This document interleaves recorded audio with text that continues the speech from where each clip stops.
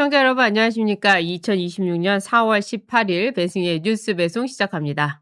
요즘 흑백 요리사가 유행인데요. 정치권에는 흑백 여의도가 유행이라고 본인이 주장하는데 전 이화영 변호인, 설주환 변호사님 모셨습니다. 네, 안녕하세요. 안녕하십니까. 예, 흑백 네, 흑백 여의도 정치 맹수 설주환입니다. 예, 정치 맹수시군요. 저희가 그 닉네임을 우리가 흑백 네. 요리사에서 컨셉을 따와서 저희가 그런 그 닉네임을 하나씩 지어놓고 합니다. 아, 정치 맹수시군요. 네, 저는 정치 맹수. 그다음에 뭐 각자 이렇게 하나씩 다 있으세요. 네, 다른 분들은 뭐 들을 필요 없을 것 같고요. 네. 알겠습니다.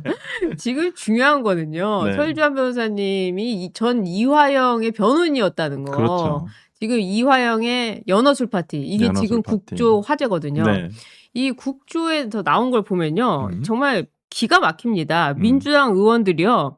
진상 규명을 하겠다고 하면서 그 수원지검 편의점 앞에 찾아가가지고 네. 그 생수병에 생수병을 3개 사가지고 소주를 4개 사서 거기다가 물을 다 버리고 소주를 넣는 이런 장면까지 시연을 했어요. 그러니까 조금 어설펐어요. 아, 저희 그래요? 흑백 여의도에서 예. 한 지지난주인가 저희가 미리 한번 시연을 했었습니다. 어떻습니까? 정말 우리가 그 똑같이 사가지고 그다음에 연어 뭐 파티를 하셨다길래 예. 연어회 덮밥도 저희가 주문을 해서 예. 하고 연어 거기서 좀 부족할 것 같아서 진짜 네. 파티 정도 된다면 연어 초밥까지는 좀 최소한 있어야 되지 않겠냐 네. 해가지고 한번 흑백 여의도를 한번 보시면 네.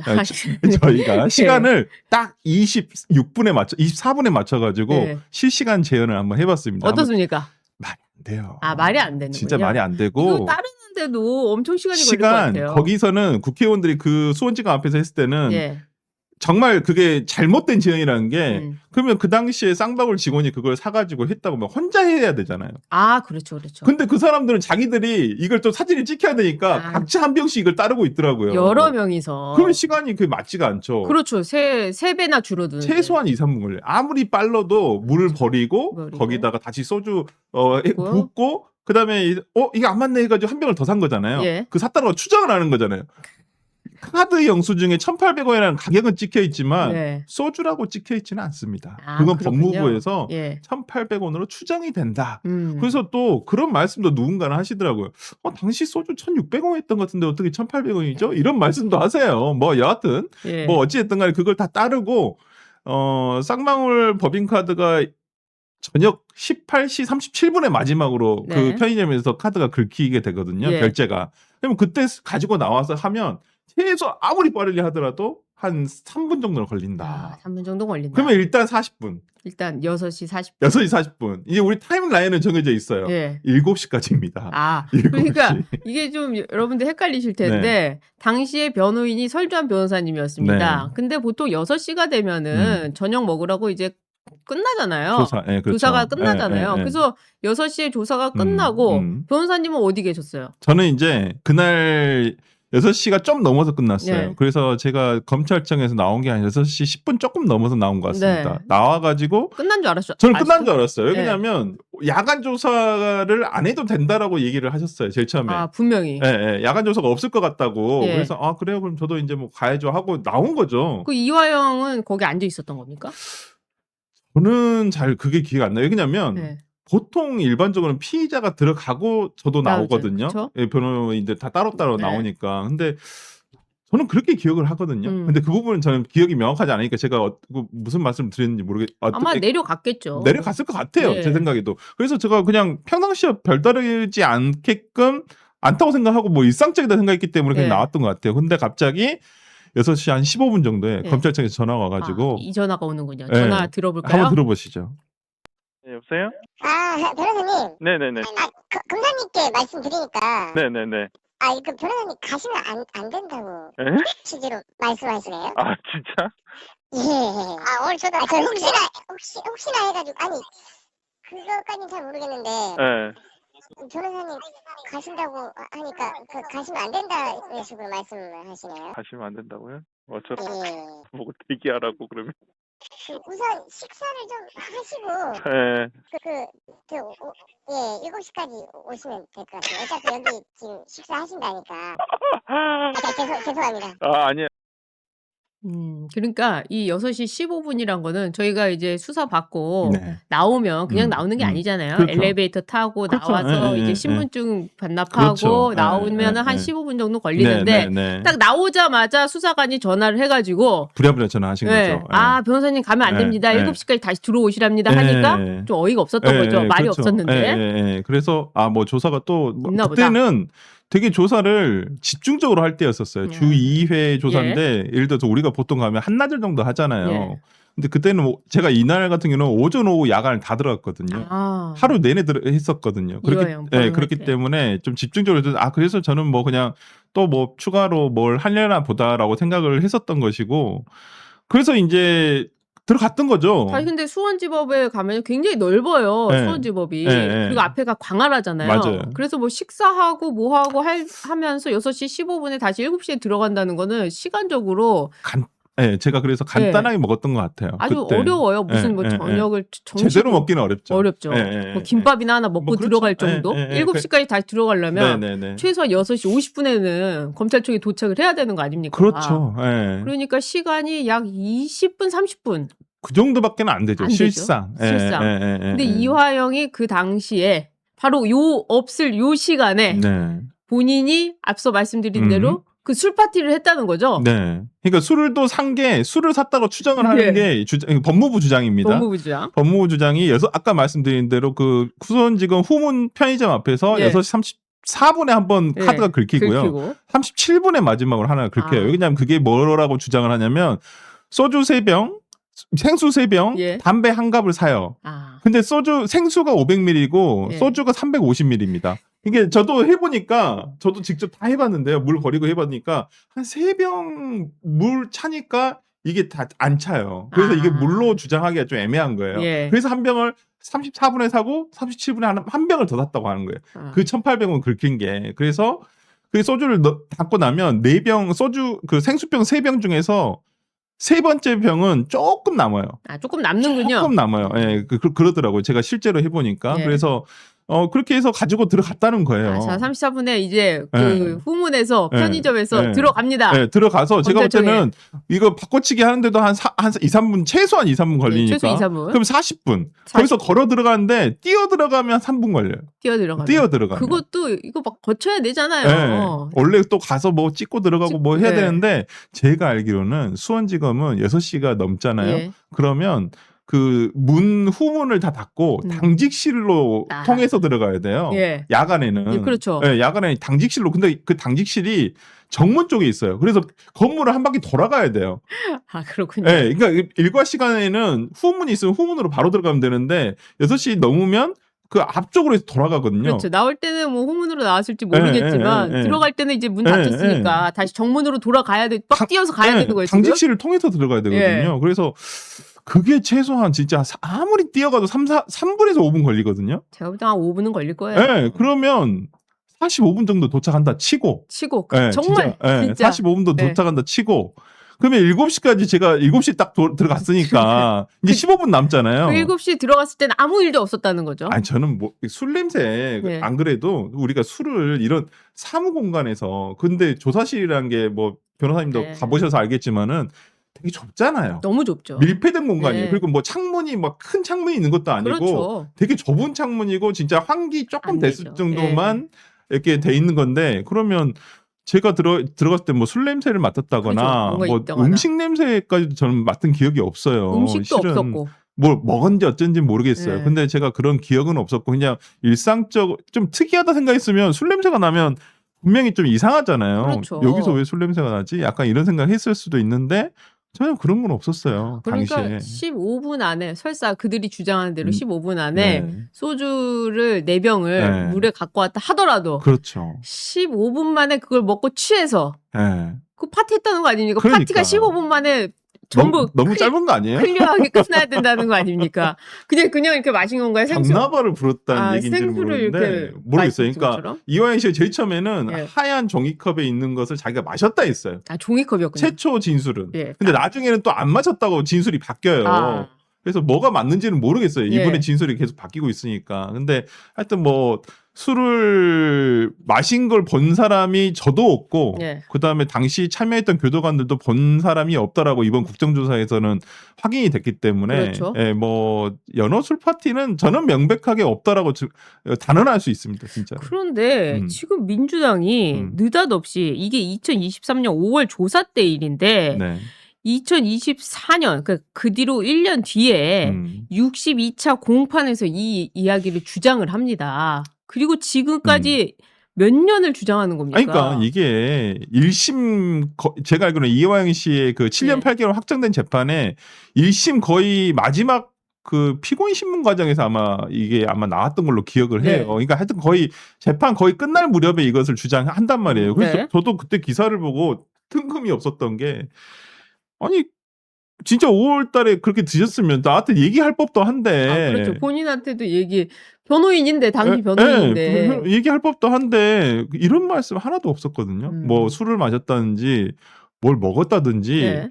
그러니까 음식을 먹었다는 얘기를 해본 적이, 뭘 하여튼 먹었다고 얘기하는데, 우리가 보통 네. 검찰청 가보면 커피나 이런 거 있잖아요. 그렇죠. 있죠. 뭐 그거는. 음료수나 이런 거 다바. 드시니까, 뭐 그런 건 뭐 그냥, 뭐 그것도 먹었다 말았다 이런 얘기도 안 하시잖아요. 안 그냥 하죠. 먹으면 먹고 그런가 보다 하는데, 술 파티는 진짜 뜬금없는 얘기였거든요. 그래서 저도 뭐지 도대체? 그때도 이제 뭐 그래가지고 난리가 한번 나가지고 예. 검찰청에서도 저한테 전화가 오시고 그랬어요. 근데 저도 아니 뭐 본 적이 있어야지 얘기를 드리지. 본 적이 없는 걸 내가 있다고 얘기하면 우리가 변호사시니까 잘 아시겠지만은 없는 걸 있다고 얘기하려면 그 다음부터는 구체적으로 뭘 어떻게 이걸 다 얘기를 해야 되냐 디테일하게. 그렇죠. 예.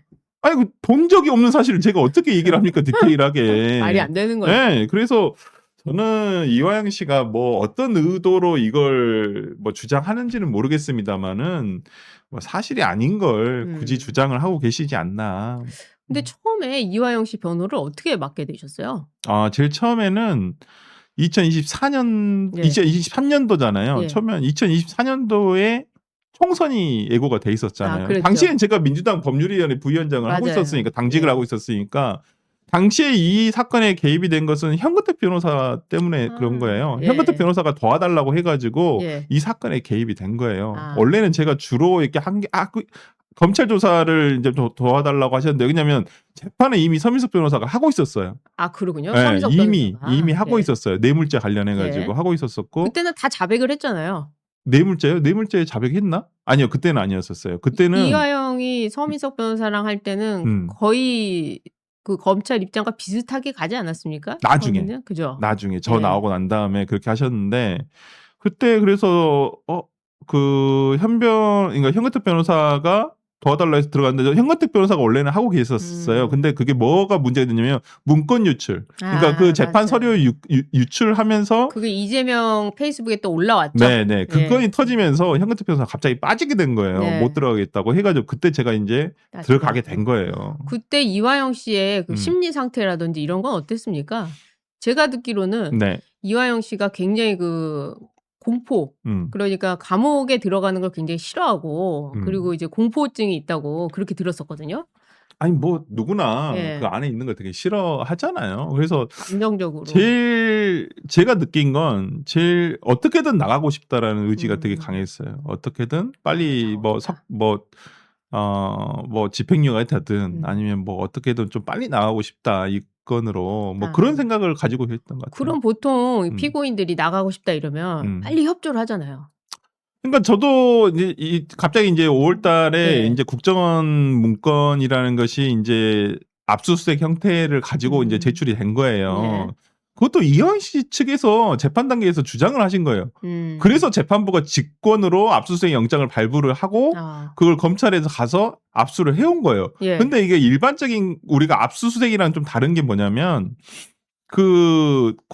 국정원에서는 문서 송부 촉탁이라 해가지고 예. 문서 제출 명령에 그 회신을 안 해준단 말이에요. 안 기밀 하죠. 문건이기 예. 때문에. 그래서 압수 영장으로 한 거예요. 그래서 가서 그걸 가져온 거예요. 그렇기 때문에 근데 저는 이제 그 문건 내용을 저도 이제 확인을 했어요. 당시에 열람만 했는데 이게 참 쉽지는 않겠다. 이거 이화영 씨 측 입장에서 이 국정원 문건 자체가 유리하게 작용을 안 하겠다라는 생각은 들었거든요. 내용 자체가. 내용 자체가 이화영 씨가 이제 필리핀에서 리오남을 만났다. 네. 뭐 이런 문건일 거 아닙니까? 당시에 이제 그 안부수 씨라든지 이런 예. 분들이 국정원에서 관리하는 사람이었거든요. 그러면 그 과정을 전부 다 국정원에 보고를 하시더라고요. 그렇겠죠. 그래서 국정원에서 그런 것들을 전부 다 기록해 놓은 문건들이었거든요. 그래서 당시의 상황을 조금 확인해 볼 수 있는 내용들이었고 뭐 그래서 조금 뭐 그러니까 뭐 대북 관련한 자금 예. 마련하는 단계라든지 여러 가지가 있었는데 예. 그게 이화영 씨 측에는 그렇게 유리하다고 저는 판단이 안 됐어요. 그렇죠. 그런데도 불구하고 이화영 씨가 그런 것까지 한 것은 나가고 싶다. 이 마음이 처음에는 컸다는 그게 거네요. 엄청 컸죠. 예, 그러다가 재판이 진행되는 도중에 갑자기 변호인도 바뀌고 변호인 그렇죠. 바뀌셨잖아요. 바뀌었죠. 왜 저는 누구한테 전화 받았습니까? 김현지 씨한테 전화 받고 이제 바뀌었죠. 김현지 씨가 왜 전화를 했죠? 그러니까 그 이제 내용이 좀 복잡하긴 한데 이화영 씨는 본인이 그런 내용도 있잖아요. 그 박상현 검사가 얘기를 하고 있듯이 이화영 씨는 자기가 자백을 하는데 예. 이재명 대표 측으로부터 자기가 배신자라는 어떤 그 낙인이 찍히는 걸 굉장히 두려워했다. 예. 이렇게 박상현 검사는 얘기하고 있잖아요. 예. 마찬가지였던 것 같아요. 자기는 이것을 협조를 해서 어떻게든 빨리 나가고 싶어 했던 것 같아요. 근데 그 핑계를 대야 되잖아요. 그러니까 검찰도 자기를 회유해, 변호사도 자기를 회유해, 다 이런 내용이었다라고 저는 생각을 해요. 근데 제가 뭐 이화영 씨에 대해서 이렇게 하세요 하면 이화영 씨가 따라올 수 있을 만한 사람이냐. 그런 사람은 아닌 것 같던데요. 아유, 그리고 뭐 저는 이화영 씨를 그 전에 알지도 못했어요. 알지도 못한 사람이었고 뭐 제가 이렇게 하시죠 한다 해서 따라올 사람도 아니었고 오히려 저보다는 서민석 변호사를 훨씬 더 많이 신뢰를 했었어요. 그랬죠. 네, 서민석 변호사는 자기가 선택을 한 변호사였거든요. 그리고 저는 어찌 보면 당에서 나간 변호사였기 때문에 뭐 저보다는 그쪽을 훨씬 더 신뢰를 했죠. 그래서 이제 근데 이제 나중에 김현지 씨랑 하는 것은 이 사람이 또 다른 접견만 하는 변호사가 있었어요. 하여튼 뭐 복잡하네요. 돈을 어디서 왔는지 모르겠는데 예. 하여튼 접견하는 변호사를 통해서 당에다가 얘기를 한 거예요.